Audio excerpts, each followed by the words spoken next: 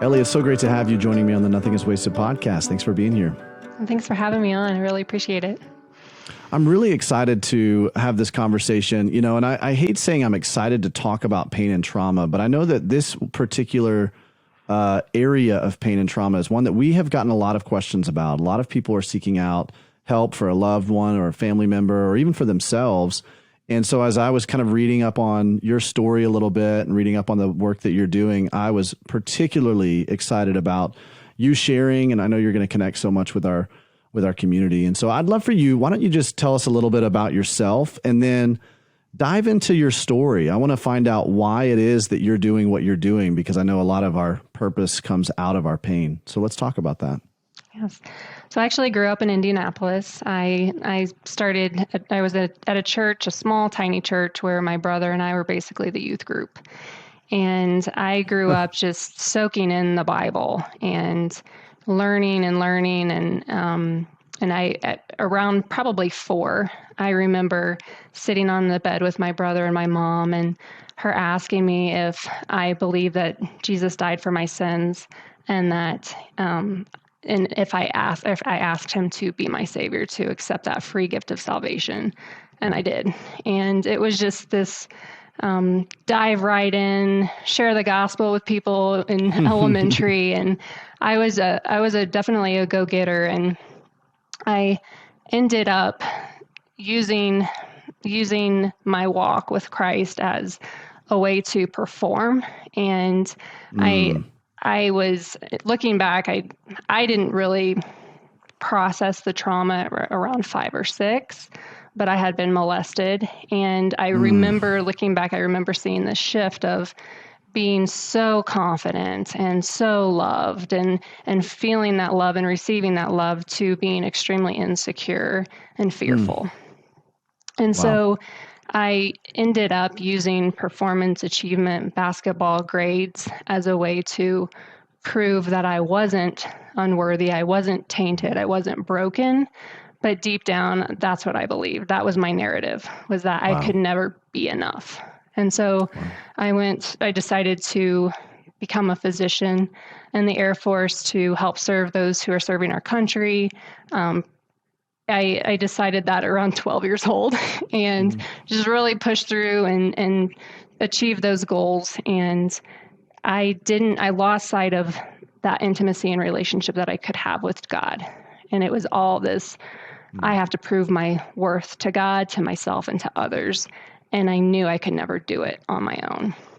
And so fast forward to 2015, I was in Colorado doing a child and adolescent psychiatry fellowship, and I was trying to hike all the 14,000-foot peaks in Colorado, achieve that goal, and I sustained, or it was around peak 34, I sustained a traumatic brain injury. And that moment on, my life changed to where I couldn't read without getting a migraine. I couldn't do simple math. I couldn't remember words. I was slurring my speech.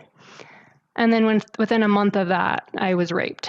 And so that took a huge hit to my soul. And there's a lot that kind of goes into that as well. But it was really a life-changing experience where I could no longer perform. I could no longer prove anything. And that's when I had to sit in that mentality of, okay, what am I really believing? How am I really living? And I was able to, through that process of around 3 years, go to God and receive the deeper healing that I really needed. Wow. That's one of the things I think was really notable about when I was reading some of your story, and even as I'm hearing you talk about it, is, for so many of us, the untangling of our trauma often doesn't look much like our trauma, right? I mean, there are definitely cases for many of us where you go through a traumatic experience, you have some kind of tragedy or incident that happens in your life, and you are spending so many years, in therapy and getting help for that particular incident. But for you, it was a little bit different, that this incident kind of triggered a little bit of this. It was like a catalyst for a journey of healing that happened in relation to other things in your life, things that you were using performance and achievement to cope with. And I'm curious how what did that look like for you as you all of a sudden kind of quote unquote stumbled upon some of this trauma from your past and you were finally confronted face to face with it. You didn't have the ability to, assuage that with any kind of like busyness or achievement or, proving of yourself. Now you had to look at face to face. What was that like for you, that navigating, untangling, healing journey?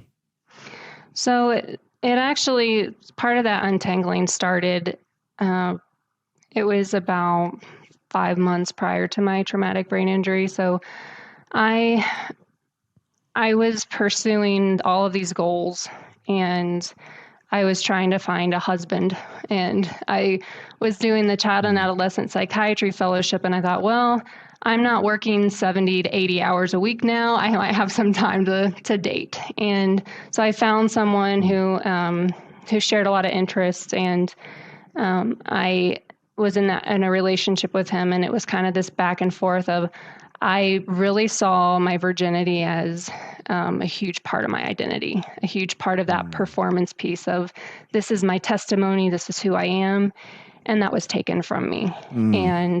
And when that happened, that was a catalyst to me becoming a shell of a person. I literally felt like a part of me died when that happened. Wow. And so then I tried to redeem what happened. Instead of letting God be the redeemer, I tried to redeem what happened. And I thought to myself, well, I'm going to make this person my husband to make this right. And so I did whatever I could to please him, and was in a bad relationship, and ended up, when I had the traumatic brain injury, telling him, I got to cut this off. Like, I cannot be in this sexual relationship. I need to be pure. I need to be focused on God. I need to do what he wants me to do. Because all along that whole time, I was still going to church. I was reading the Bible, but I was extremely distant and dark, in a dark place. And so that traumatic brain injury happened. I chose God, and then I was raped. And so it was that contrast of, okay, well, I chose what was right, and this is what happened. Obviously, God didn't cause that to happen, but that first and foremost, the losing my virginity, I recognized, wow, like I can't base my identity on my performance or what I've done or what I haven't done in life. But I didn't feel like I was that really good Christian anymore. And so I wasn't using my own righteousness to block God's. And so it was that unpacking of those layerings of traumas that bit by bit, piece by piece, there was a lot of intense anger. There was a lot of depression. There were times where I wanted to end my life. There was a lot of darkness, but through that, God was there holding me, loving me. And it was that process of knowing, okay, well, I can't bring anything to the table for God, but he's here with me, and his grace is covering me, and his forgiveness is there washing all the sins away. And so it was that process of letting go of those protective barriers that I was actually blocking God's love, and piece by piece letting him in. And there were certain breakthrough moments that really helped, where it was the Holy Spirit convicting me of being angry at God for not receiving healing. It was about 2.5 years into the healing process, and I was angry at God and I didn't realize it. So really illuminating and giving me that self-awareness of, this is what's actually going on. I know you want to be perfect, and I know you don't want to have any problems, but this is what's actually going on. Let me heal this part of you. Wow. And so it was just kind of, every day was Groundhog's Day, where it was just trying to read and getting a migraine and not being able to read, and knowing, okay, when am I ever going to be able to go back to work? When am I going to ever be able to help people again? Wow. And really just having that be just draining me over and over again, but knowing, and I had actually prayed, it was probably about 3 months in, that I don't waste this trauma, which is the podcast, Nothing is Wasted. I ask God, like, help me to use this trauma for your glory. and not waste it. Wow. There's so many things that you've just said already that just, I mean, so profound to me. I mean, you know, Ellie, I can relate quite a bit with you. I'm by nature an achiever, performer. You know, if you'd speak Enneagram language, I'm a 3. So one of the fundamental vices of a 3 is that we feel like we're not worthy of love outside of our performance and our achievement. And so, you know, I can relate with that because I've lived with this fundamental idea that as long as I do the right things, like as long as, like, you know, whatever you want to call it, but, you know, at the end of the day, my own righteousness, if I do the right things, that everything's going to work out fine, right? Like from a worldly perspective, I will be successful. From even an inward perspective, I'll be right with God if I do the right things. And what I know about trauma, what, you know, in experiencing my own, is that basically the construct that we form of God gets completely deconstructed. And my construct of God was one thing. And as I walked through this horrific loss of my wife, I realized, wait, God is not necessarily he wasn't completely unlike what I had constructed, right? But there were definitely some things that were askew from who he really was. I'm curious about that for you. You know, what, as you've shared a little bit of how you've related with God over this, but who did you see God to be? And now as you look back on it, go, okay, this was what I misunderstood this about God, or about how he interacts and intervenes in my life. I think before the trauma, it was more of, yes, God loves me, but I didn't truly understand what that meant. I saw love still as conditional, like you were saying, performance-based. Yeah. Like if you're good, if you follow him, if you achieve, if you're working hard, he loves you. If you're not, he doesn't, or he's distant, yeah. Or he'll withhold things from you, withhold love, withhold favor. And so it was just this shift of knowing that God isn't surprised by anything I do. He's not disappointed, because in order to be disappointed, you have to be surprised. Like you have to not know what's going to happen. And so I thought of God as if I messed up, he would be extremely disappointed and withhold his love. And I wouldn't have told anyone that, but that's what I believed. And so after the trauma, it was this recognizing that I can make the worst choices imaginable. I can choose people above him, and he will accept me back with his loving arms, knowing that I knew you were going to do that all along, and I still died for you. I still love you. Wow. I still forgive you. And so it was just that shift of, it was more personal, and it was real, and my heart started aligning with my mind. Wow. Which is ultimately, I feel like, you know, in the spiritual sense, that's the resolution of trauma, or at least the beginning of the resolution of trauma, when your heart begins to align with your mind, and, you know, really all of that begins to, you know, and it aligns with who God is and how he relates with us, and understanding of his love and who we are in him. And that's such an amazing thing. I'm curious over the course of, you know, because at the very beginning of this conversation, you mentioned that it was 5 years old that you were molested. And it you know, it seems to me, we all kind of have these particular coping mechanisms that we try to use to, you know, cover up our trauma, or to not have to deal with it, you know, for you and people like you. And for me, it's a lot of times it's performance, it's achievement. Over the course of your upbringing, to what extent were you aware that you were doing that? Like, to what extent was this trauma you experienced at 5 years old conscious to you, and knowing this is how I'm coping with it? You know, when did you begin to discover, like, wait a minute, I'm, you know, does that make sense? Like, was that a conscious attempt to try to diminish inward pain that you were feeling, or was it something that you didn't even realize because it happened so early on in life, and then it wasn't until this brain injury that it was like, oh my gosh, this is what I've been doing. So I'm very good at repressing and stuffing things down. And it wasn't until, when I was raped, I couldn't process that because of the traumatic brain injury.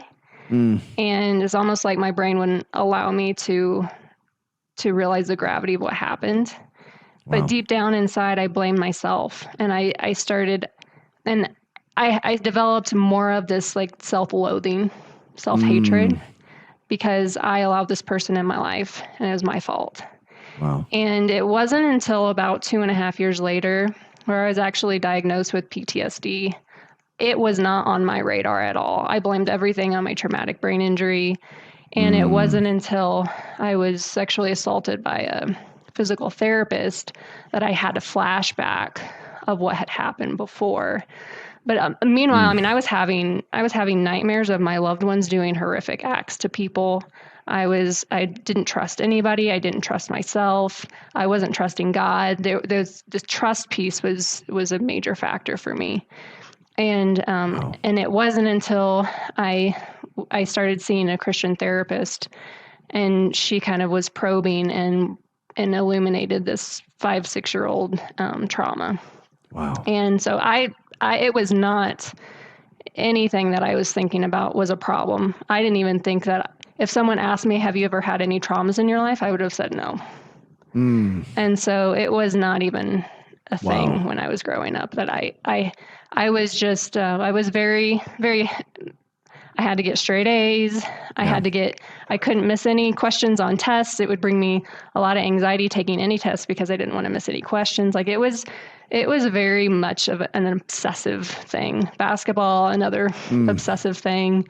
Having to be high scorer, like all of these things were just consuming me, but I didn't know what the root of that was until decades later.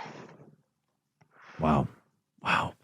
Yeah, that's one of the reasons I asked the question, because it was, there's so many, I've had conversations with multiple people that this phenomenon has happened in their life, in terms of they experienced a childhood trauma at such an early age. They repressed it so deeply, not even being aware that they repressed it, right? Which is part of the nature of repressing early childhood memories.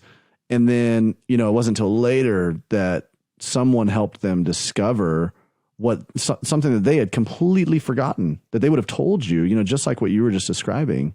You would have said, I didn't have any trauma growing up, and yet, all of a sudden this person facilitated this, this environment where you were able to draw from your subconscious again, what had happened, and then hold it out to begin to heal from it.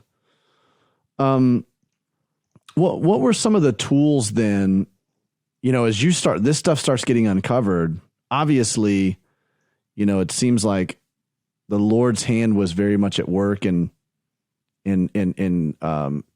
giving you, how do I say this? Giving you an opportunity. I'm sure you didn't see it as an opportunity at the time, but giving you an opportunity to have space to deal with these things.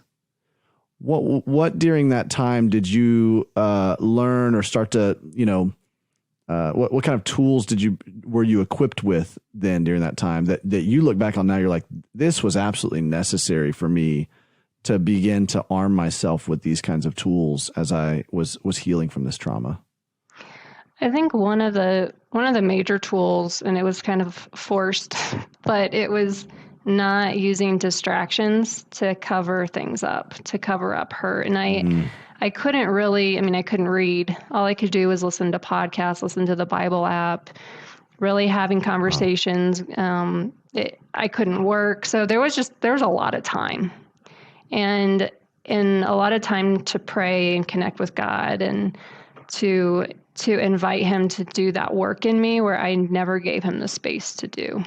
And so, and I was kind of forced to go to therapy too. So the military, I was on convalescent leave or sick leave for like 2.5, 3 years.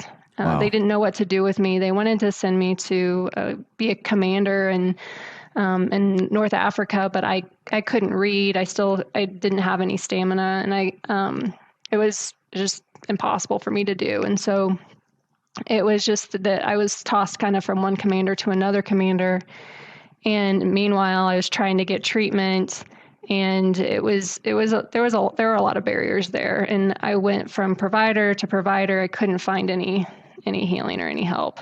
And so just a lot of time and space. And so it was just that recognition of, this is what rest looks like, to rest in God, that I'm not able to work, but that doesn't mean that I'm less of a person, that my identity's changed, that I have less worth. And that was my time of healing and connecting with God. So that space was really important for me, to actually be able to have that self-discovery and invite the Holy Spirit to illuminate those things. And it was a lot of different people in my life. I would go to different treatment centers. I went to Texas trying to get help, Virginia, and there were different churches that were the pastor. I mean, at one point I was at a place where I was just almost done with trying to find help or healing, because I just wanted to read again. That's it. I just wanted to be able to read and work. And every time I would read, it would not only trigger a migraine, but a vestibular migraine where I felt really nauseous, like I was seasick and would throw up. And so it was just, finally they put me on a medication. They diagnosed the vestibular migraines, and I got this horrible life-threatening rash. And it was just, there was no solution. And that's what it felt like. And so I was sitting in this church service, and the pastor looked right at me, and I have it in the book, but I didn't know him. And it seemed like he was looking right at me and talking to me, but he said, "Some of you are in here angry." And I didn't think that I was angry at all. But I started crying because my soul knew that I was angry, but I was unwilling to allow myself to realize that. And so there are a lot of moments like that where it was the Holy Spirit convicting me in ways through other people or through situations to help me identify what's truly going on within me, to be honest and transparent with myself, because that was the biggest barrier for me, I think, was to deny things, to repress, to push down, to deny, because I didn't want to have to deal with it, and I didn't want to see it. Wow. And so giving me that space and providing opportunities and actually listening to people speak into my life, that was a big help for me. The Nothing is Wasted content library of resources and podcast episodes are made possible by our growing community of members. If you would like to be a part of having a global impact and help people partner with God to take back their stories, consider joining Community Plus for just $20 a month.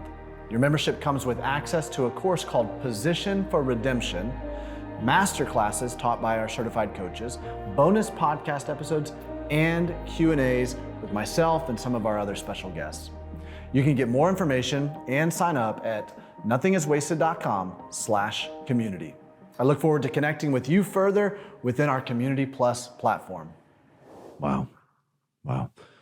It seems like, as you're describing this, that, for the longest time, maybe even now, you can kind of fill us in on this, but the doctors had zero, they really had no answers, no solutions. And so, there are a lot of people who are listening to this, and that's a condition that they're living with as well, whether it be, some kind of a chronic illness or some kind of a, like what you've experienced, a brain injury, something in their situation is saying, okay, I, one, don't have answers for this. Nobody else can give me answers for this. And two, it doesn't seem like there's any solution or any end to this. How do you, as you've been walking this road out, let's say you're sitting across the table from somebody who that's their story as well. They're expressing this to you. What would you say to them? So I don't equate myself with Job, because he went through such horror and terror and loss, that much more of an extent than I did. But I would say, for me, the amount of character growth and the amount of healing and transformation that I've experienced through the trauma that God's led me through, I would not have experienced it otherwise. It was just a complete heart change, a complete being completely driven and performance based to being able to have a compassion and empathy that I haven't had before. Or it's from being self-loathing and a slave driver to having freedom. And it was the ability to follow, serve, and worship God when I wasn't getting what I wanted or what I felt like I needed. And I don't know if I would have been able to learn how to even start to unconditionally love had it not been for the trauma. And so our bodies are these vessels of clay. They're broken, they're tattered, they're breaking, they're going to wither away eventually. But we have so much more waiting for us in heaven. We have so much more glory. And in our weakness, like Paul said, the Apostle Paul, like, we can experience God's strength. And so my migraines right now, they've gone away because I'm pregnant. And so pregnancy has really helped with the migraines. But prior to pregnancy, and I'm not sure if after, but I still was getting migraines to where I would just kind of be wiped out for a couple weeks at a time. And it was just that knowledge of, okay, well, I don't have to worry about performance or getting things done. Like, God will work things for my good around this sickness, around whatever's going on. And that actually in my weakness, the more dependent I am in God, the more powerful I see things happening, the more miraculous things are happening around me, where I know, okay, I did not do that. There's no way I could have done that, but God is working through me. And so it's just it's a different level of relationship that we can develop through trauma that brings us from more of a conditional love of like, I'm doing these things, I'm serving you, I'm praying, why aren't you answering these prayers, to this state of, okay, God, I don't need you to answer these prayers. I just need you. I just need your presence. I just need your love. And I know you're here, and I know you're doing a work in me. And so there's a peace and a freedom that comes with that. And that's what I developed. And I know that every believer can develop that through those traumas. Wow. Well, it's something that you have written about in this book that you're releasing, and Unshackled is the title, but I love the subtitles, Finding God's Freedom from Trauma. When I read that, when a lot of people read that, they're thinking, okay, that means, the trauma is gone.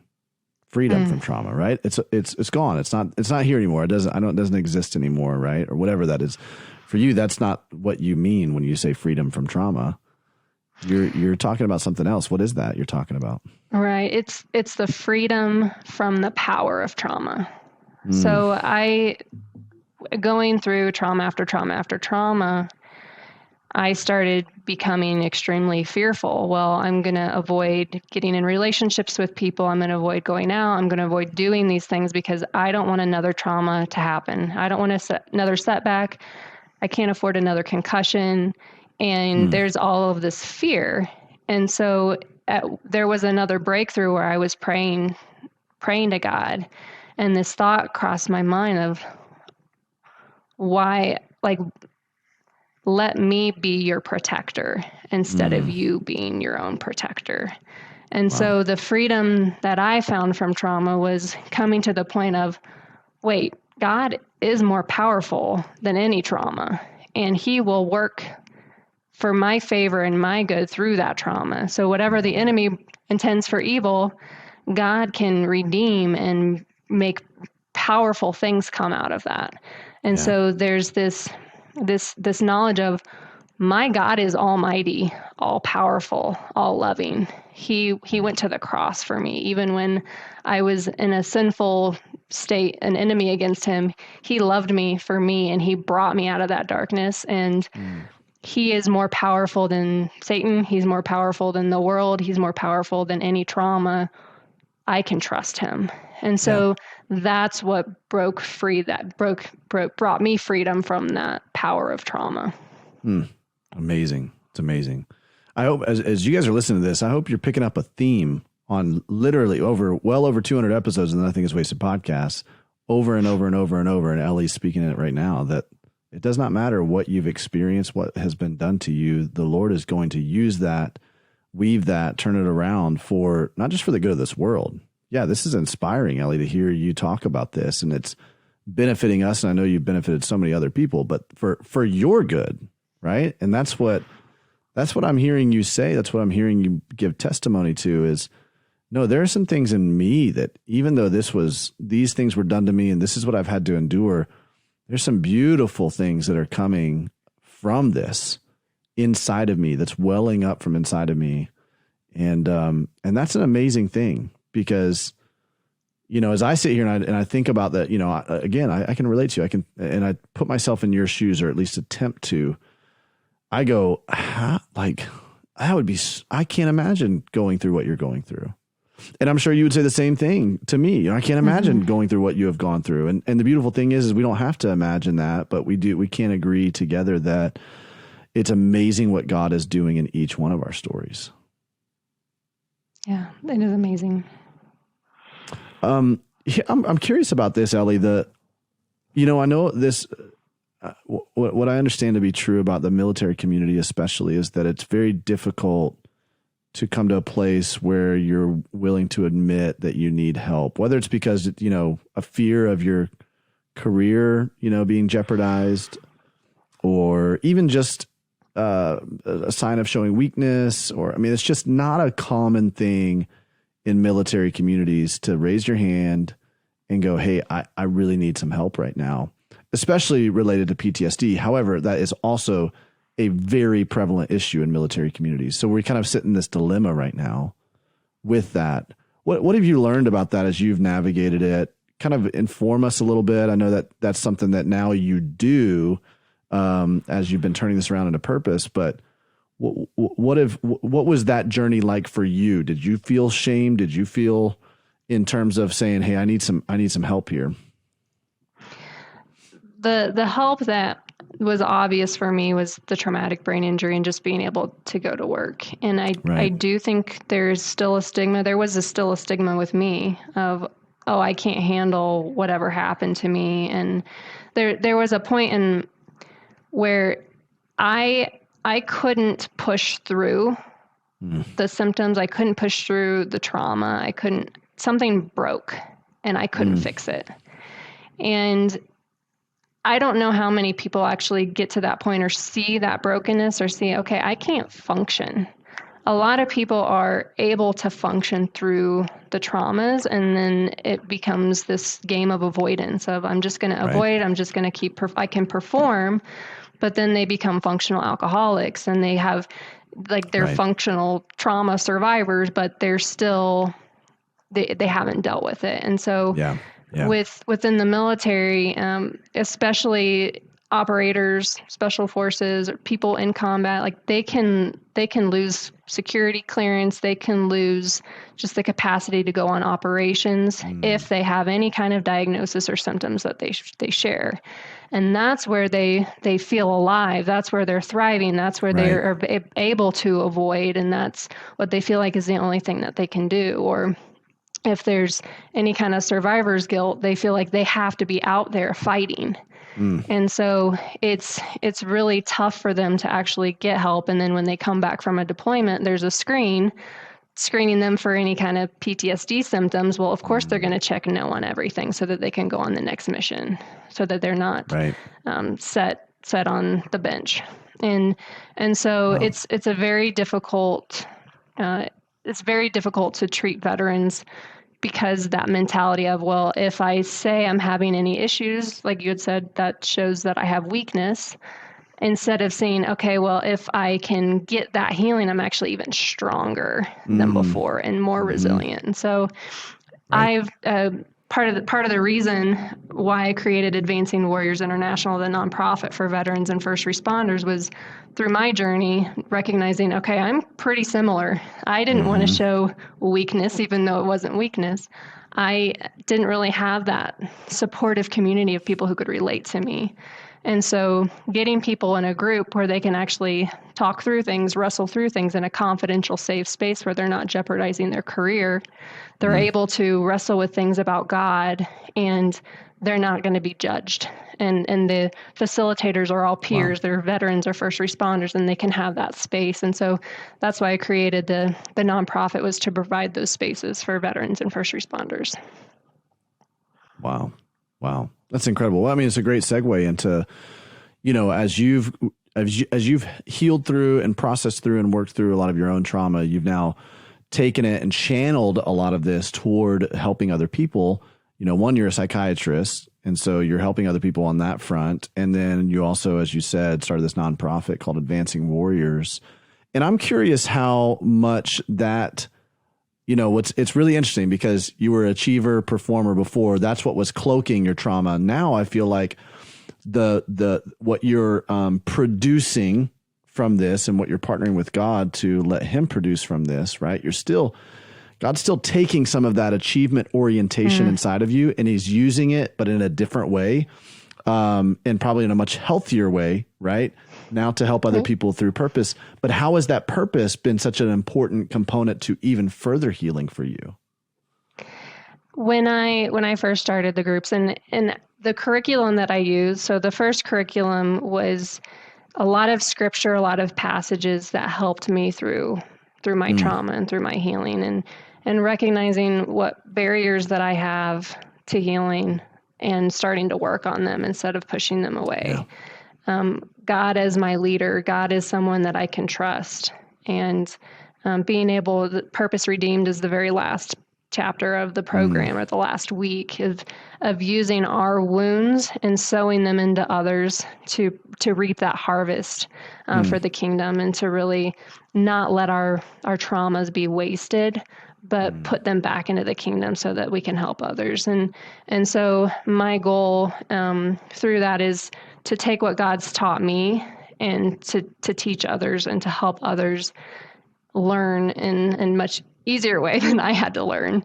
So the first program, Tribe, goes through those things. And then the second program is how do we deal with spiritual warfare? How do we work through that? What does that look like practically?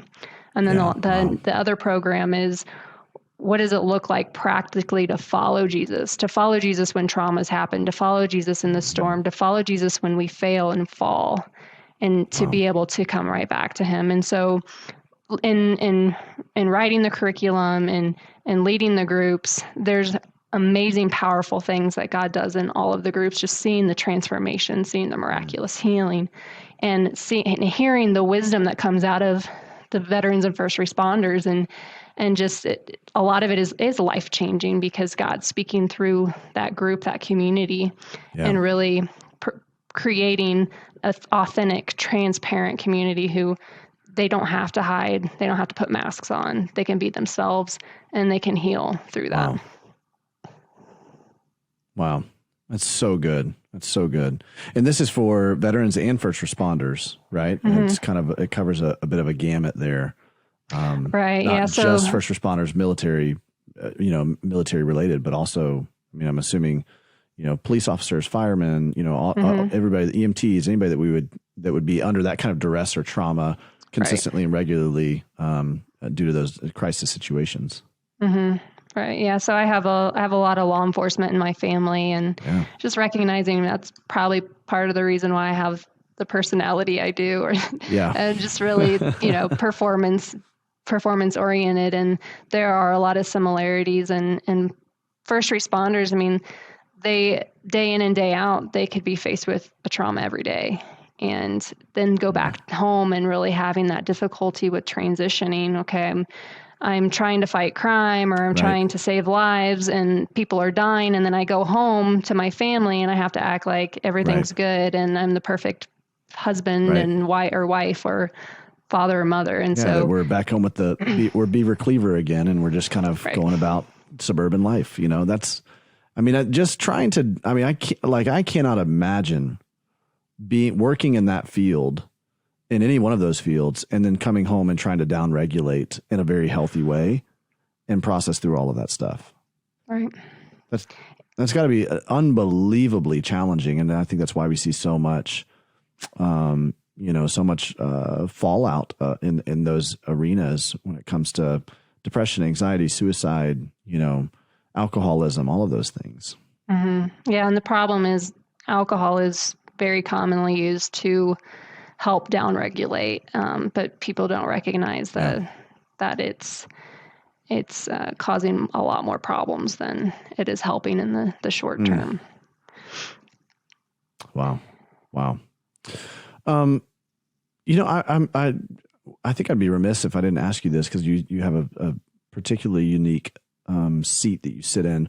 But what unique challenges do female military members face, both just in general, but also, in terms of wrestling through trauma, PTSD? Are there any particular, challenges that, because you're a female, in an arena that isn't, it's not overly saturated by females by any means. In fact, it's just been fairly recently that it's been a lot more accepted that females are in as a part of the military community.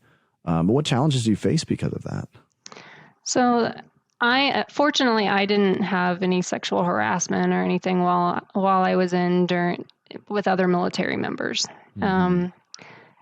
But there have been numerous women who have talked to me about sexual harassment, about military sexual trauma, and about a lot of those kind of things that they've dealt with whether it's commanders, people that they work with, and it's pretty pervasive in a lot of arenas. And the women veterans also, they're a minority in the military, but they're also a minority because they're not civilians, and the civilian women don't necessarily understand or can relate to what they're going through. And so there's a lot of isolation there.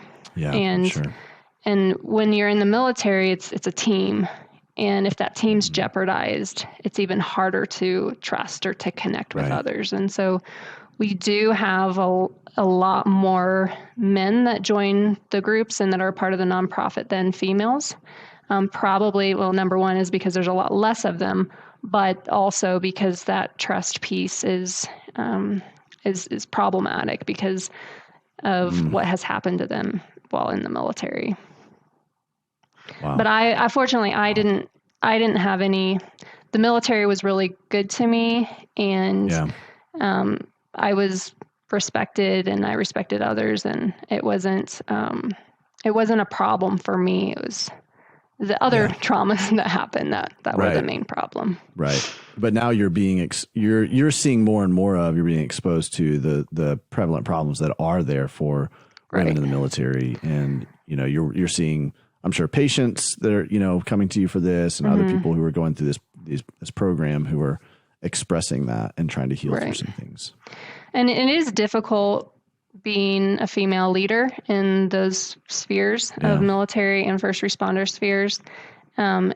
It's, if you have given like combat vet, special forces, someone who really is grown up, having that kind of that thought that men are only in combat and that kind of thing, which there's a big argument with that, but having a woman tell you what to do, not that I tell them what to do, but guiding them and leading them is a little bit harder for a lot of people. And so that's why I do have peer facilitators lead combat vets, special forces, because people are in a state where they don't trust women. They're not gonna follow the women, probably because maybe past traumas that they've had, or just really not thinking that the woman's going to understand. And I know that I can't understand certain situations in combat, and I am not a police officer. I haven't been through certain things and experiences. And so I know where I need to give the torch over to someone else who's been there, done that, and who has that respect and authority to speak into their lives. And so I think that is a challenge, and it's, I'm not judging them for believing in that or thinking that, because they're in that space where they need to have a male, they need to have someone who's been there, done that, who they can develop that trust with really help them move forward in that healing process. Wow. Man. Ellie, this has been such a wonderful conversation, just learning a little bit more of you and your story and what you're doing. I mean, I'm amazed at the curriculum that you're implementing with, veterans and first responders. It's a really, really just a neat thing, and your wisdom to do what you just said, to say, hey, we're going to put peer-led facilitators here who are going to be able to relate to folks who are walking through this even more than what I can relate with them. And I just think that's a wonderful, wonderful thing. And the book, I want to make sure everybody has an opportunity to pick up a copy of this book. It's called Unshackled: Finding God's Freedom from Trauma. We'll put right there in the show notes, we'll put a link so you can easily access it. And we'll put some other links there where you can follow more of what Dr. Ellie Stevens is doing. You can't, you got to call you doctor. You earned it, right? Or Dr. Elizabeth Stevens. I guess if you put the doctor in front, we're going to be a little bit more professional than just Ellie. But man, it's amazing what you're doing. I'm so inspired by you. I would love for you to maybe exhort us a little bit. You got a lot of people who are listening, civilians who are listening to this, members of church communities, congregations, who after hearing you, they're like, well, what can we do to help? How can we, what does the church, as you think about this in terms of your experience with the military community, first responders, PTSD, trauma, what should the church do, the body of Christ? What should we do to step up and help in these situations? I think a lot of it is experts, authority, people who know kind of what that sphere of has a sphere of influence, and just really the ability to connect to these veterans and first responders that are dealing with trauma. And so our curriculum, we can provide it to any and all churches. We just need to train the peer facilitators to run the groups. But really having access to a discipleship program, or to, be able to put them in a group, and then that group, they can work on triaging it and really recognizing, okay, these are the issues. Maybe I need to do like a Celebrate Recovery, or maybe I need to do another ministry that the church has. But it is difficult for the church to minister to a population if they don't understand what they're going through and they don't understand the dynamics. And so really having a program that is geared toward veterans and first responders, where they can relate to God and better relate to each other, and be able to soak in scripture and really be able to understand it. That's in a relatable way. Wow. That's awesome.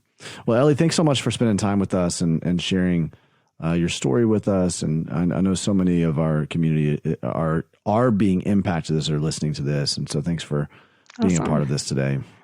Well, thank you so much for having me on your show. It's awesome.